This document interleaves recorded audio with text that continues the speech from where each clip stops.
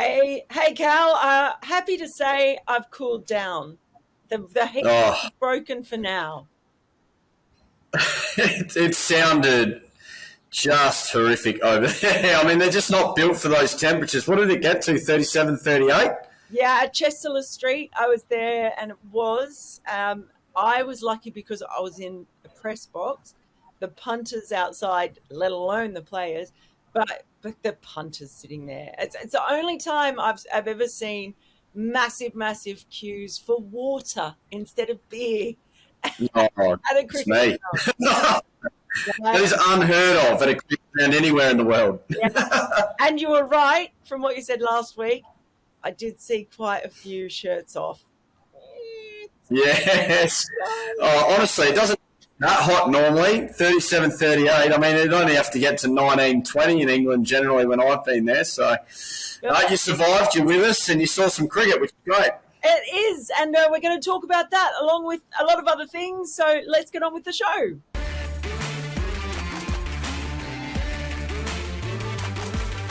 Hello, everyone, and welcome to Sporting News. I am in...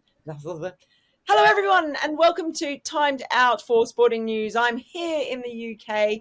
Callum is there in Adelaide, and we always say it's been a big week in cricket, but it's been a really big week when it comes to news.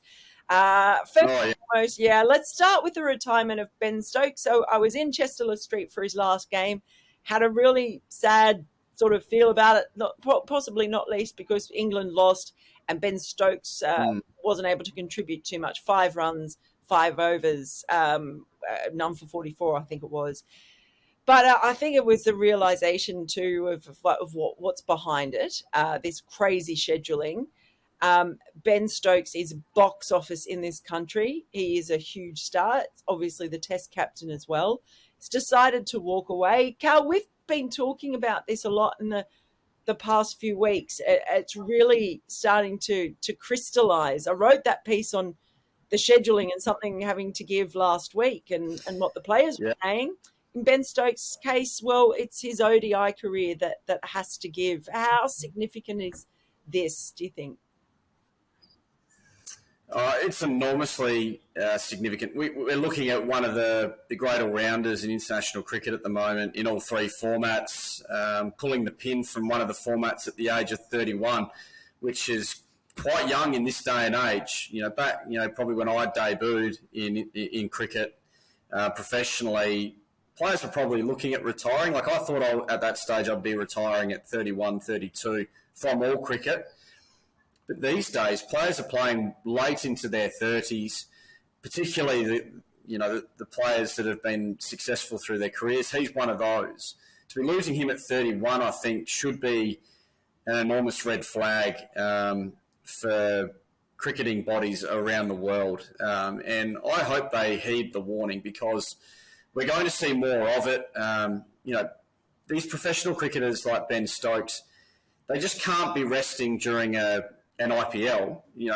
From a family standpoint, they've got an ability to set up their families, their kids for life with the new enormous pay packages, the likes of money some families will never see again for generations to come. It's extraordinary money, and what's going to give is generally going to be resting from international cricket, playing for their country, and further down the track, county cricket.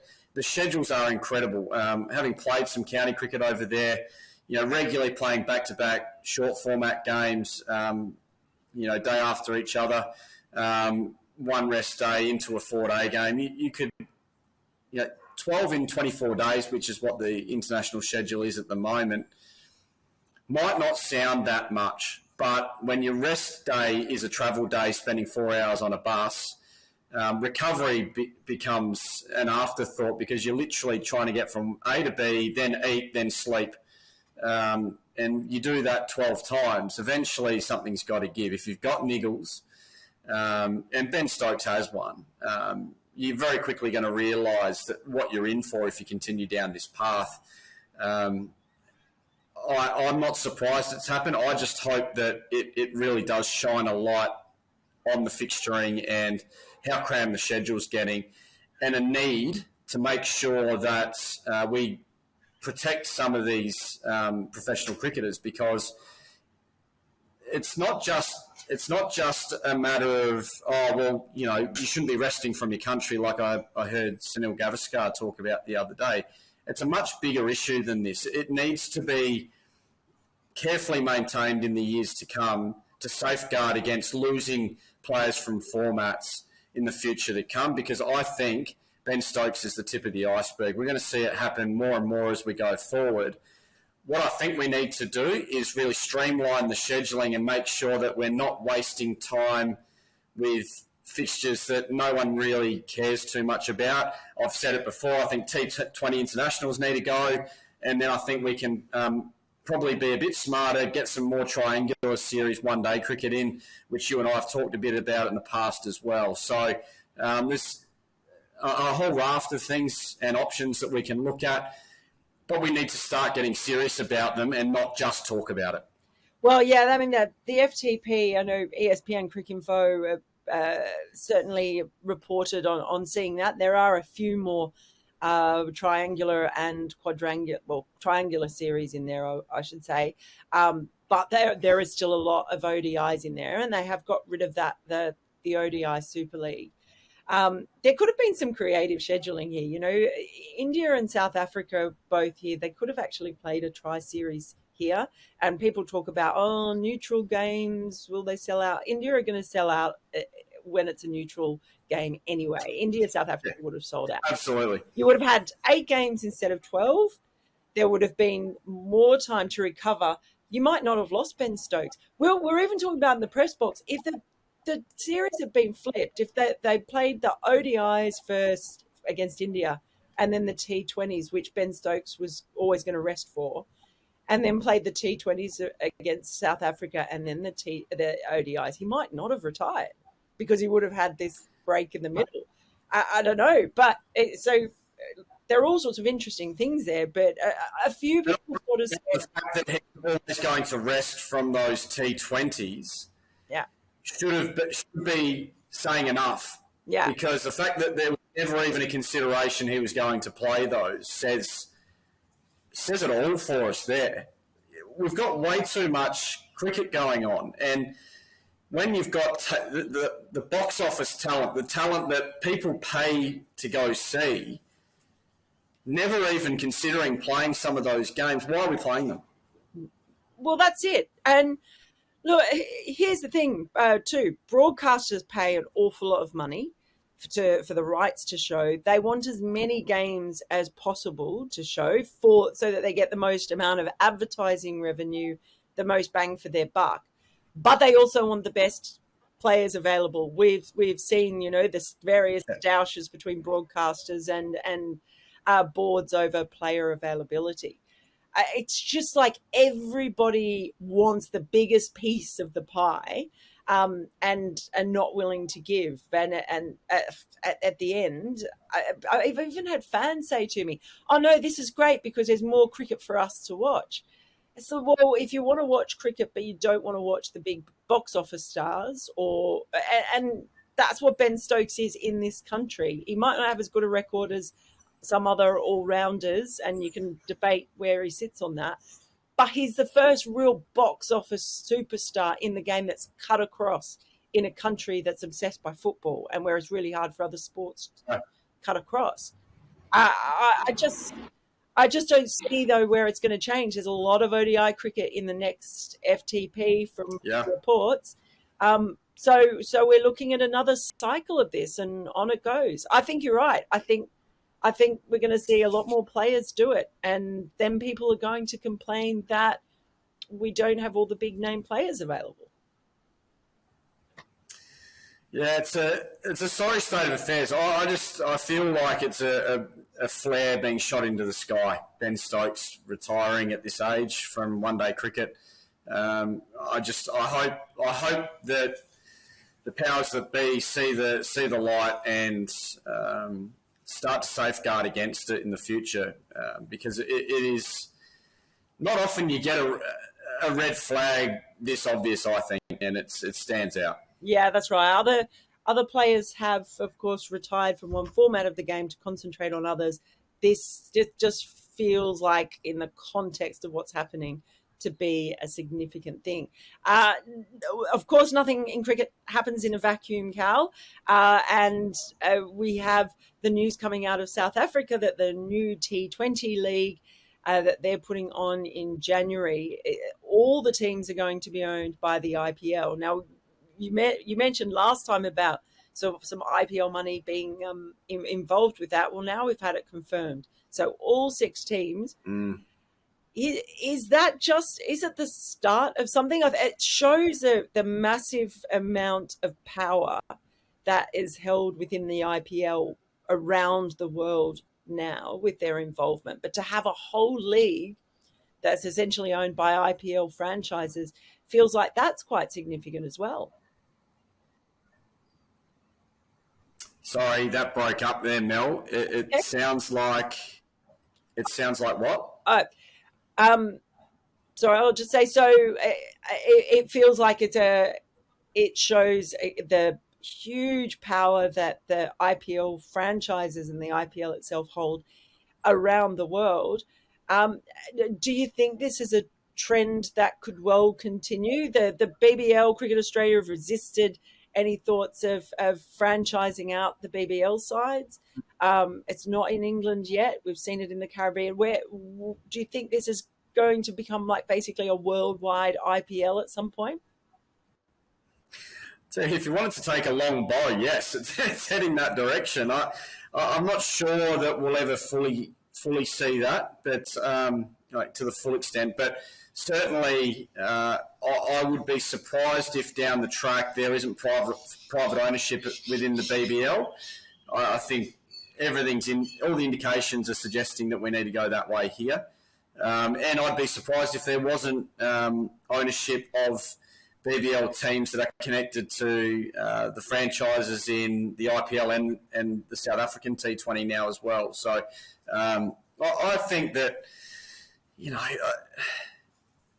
as we talked about just before with Ben Stokes, there's obviously flags that you see and moments that appear to you. Well, I think this is a big moment. We glazed over it a bit when the IPL owners' money went into the Caribbean Premier League. Well, I think this is now a sign that these IPL franchises are looking to go worldwide, and I wouldn't be surprised if some of the team logos start to represent some IPL teams in this South African league, if not all 6, because that's, I think, what we saw in the Caribbean Premier League. KKR poured money into a franchise in the Caribbean Premier League. Very similar logo, very similar uniforms. I think we'll see it in South Africa. I'd be surprised if we don't see it elsewhere. I'm not sure we'll see an entire monopoly around the world, but I think we might see some of it in the BBL in the future. That's a pretty huge call there. We do notice it is related with the BBL as well. They have announced the order of the draft that will take place, and players have nominated.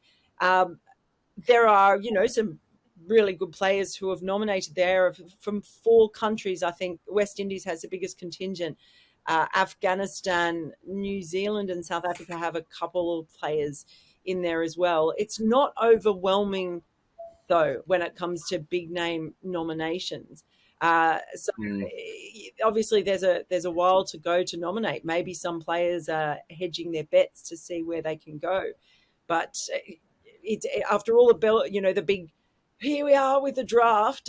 It's a little bit underwhelming, don't you think?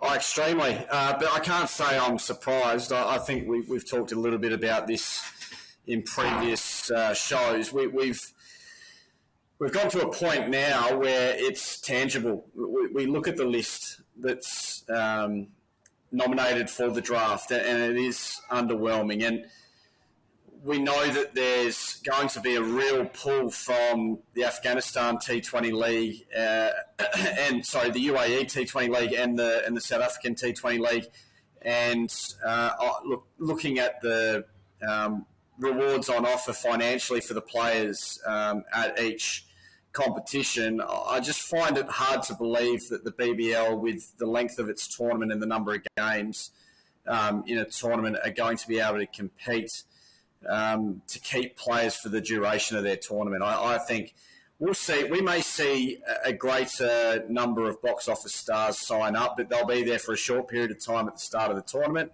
or a short period of time in the midway point. But then they'll be heading off to the UAE. They'll be heading off to South Africa because financially it's going to be more viable. And the period of time spent at each tournament is going to be more to their liking. So it's a busy schedule, like we talked about. Long tournaments aren't going to be all that preferable, I would have thought, for some of these players that are playing worldwide 12 months of the year. Yeah, well, especially when we talked about the cramped schedule, just the idea of going and playing for 3 weeks instead of 6, you can understand why that would be important. So yet again, interesting times with all of that. Now, there's been a great test series going on as well over in Sri Lanka on the back of the Australian series. Talk about schedules. It was like Australia and went to the airport. They went up to departures, and then Pakistan came down on the next escalator from arrival. Yeah. Crazy. But what a test match there, and Babar Azam in the first innings, and then Abdullah Shafiq, brilliant in the second innings. I feel like this year, though, everything we thought about chasing seems to have gone out the window with England here and now Pakistan in Sri Lanka. Hasn't it just? And I think it's even more impressive that they've been able to do it in subcontinental conditions. Such a large chase on naturally turning pitches, albeit it was a pretty good wicket. It's still a 342-run chase on a spinner's wicket. I find it an incredible turn in mindset at international level that we're starting to see. And it's promoting exciting cricket too. That's the other thing. We're seeing a firebrand style of batting from a lot of international teams now, not just England. So it's exciting stuff. We're seeing results. There's not been too many draws apart from the trip to Pakistan, Australia we're on. But again, you probably forgive the groundsmen and women over there having not had to produce an international wicket for a while. But this is a great sign for Pakistan cricket as a whole. We talked a little bit off air how impressed I've been with the consistency of the Pakistan performances across formats for a number of years now. We're not seeing the huge ebbs and flows within their performance now. We're seeing consistency. We're seeing consistent competitive attitudes. You see guys in that team that are fighting games out tooth and nail till the death knell every time. I'm loving what I'm seeing. There's some great young leaders within that side. I saw it firsthand in the PSL. I'm enormously impressed. I think it's onwards and upwards for this Pakistan side. They're not reliant on 2 or 3 players. It's an even spread, and that's what I love about it. It's really consistent.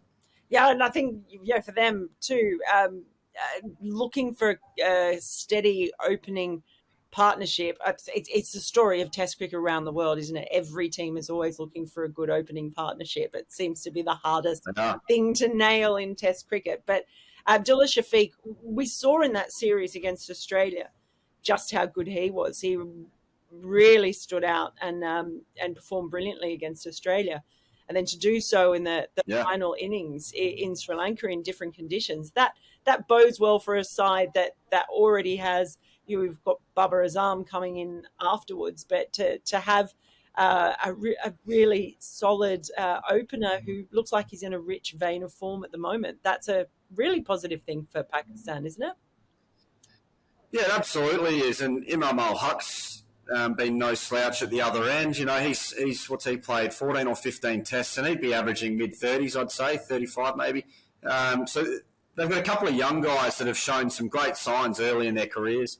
And I think that it's just another one of plenty of positives that you take from Pakistan cricket over the last couple of years. And it excites me because I think Pakistan, when they're at their best, their box office. So I think that they'll be a side to watch in the future. I'll certainly be tuning in when they're playing. Yeah. And look, it's just been great here. Obviously, so much has happened in the past week, but we've seen India beating England in the White Ball series. So we've seen South Africa with all the hoo-ha of Ben Stokes. South Africa were absolutely brilliant with Rassie van der Dussen scoring a major victory in the heat. So any of the performances, anything stood out for you this week that you've enjoyed watching? Well, look, Van der Dussen, he's now third ranked in the world in ODI cricket, which is an enormous rise for a player who's, in the early stages, I'd say still probably midway through his career, but he's a guy that really is starting to stand up consistently for that team. And look, I feel like he's probably a guy that can start to take that middle order mantle and really start to run the show for the South African team. They need him to, along with, Quinton de Kock, obviously, with the way that he's probably heading within his international cricket. They're probably a little bit starved of star power, I'd say. So going forward, I think he's going to be one of those star men that's going to hopefully carry the candle, because obviously there's been some superstars in that middle order over the years of South African cricket. You think of Callis, you think of AB de Villiers. He's probably the one now who's really putting his hand up and saying, I like the limelight and I want to win the South African cricket team games of cricket, and I want us to be back up the top. So I think you're right. I think he's the one. He's the shining light for mine. Yeah, he was brilliant. And what I think really stood out, he looked so calm. There were no sixes in that innings. He summed up the conditions really quickly, and he did the hard graft. I think it was like 14 boundaries. He ran like 90-something runs, and it was hot. Yeah. But it was, he's calm and composure and just figuring things out really quickly was kind of what stood out to me. It was very impressive and good to watch. And I'm off again to... Yeah, and I think, look, from your number three, that's pretty important stuff. They've obviously got Aiden Markram in there as well, who's, an experienced hand as well.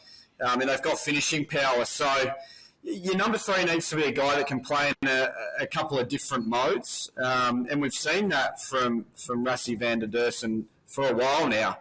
He's been able to play a couple of different, play in a few different gears and work his way up and down, which is not an easy skill.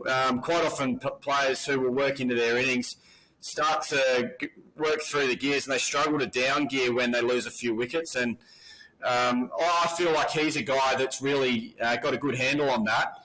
And that makes for a world-class number three, number four. So it's good signs for him. His record stacks up too now. I think he's averaging well over 60 in one-day cricket. So I'd need to check those stats, but it might be better than that. So... 2 or 300s to his name early in his career. He's starting to really show the goods. Yeah, he certainly is. And, I will be heading up there to watch them again. They have the chance to clinch the series. It would mean England lose 3 white ball series on the trot at home, which is unbelievable a while ago. So they're in that transition stage. South Africa over here look fresh and hungry and ready to go. So I'm going to enjoy some of that. Cal, I know that you'll be watching and keeping track from the other side of the world. Thank you for your thoughts as always. Always good to see you. Mel, we enjoy this. Yeah, it is. It's fun, isn't it? It's like I won't tell my mum, but I spend more time like FaceTiming you with this than I do my mum while I'm over here. She's jealous. But look, whatever you're doing out there, guys, the Lord knows what the next week holds. It feels like it's been a huge week this week, but there's plenty of cricket on. So wherever you are around the world, I hope you enjoy your cricket, and we'll see you next time. See you guys.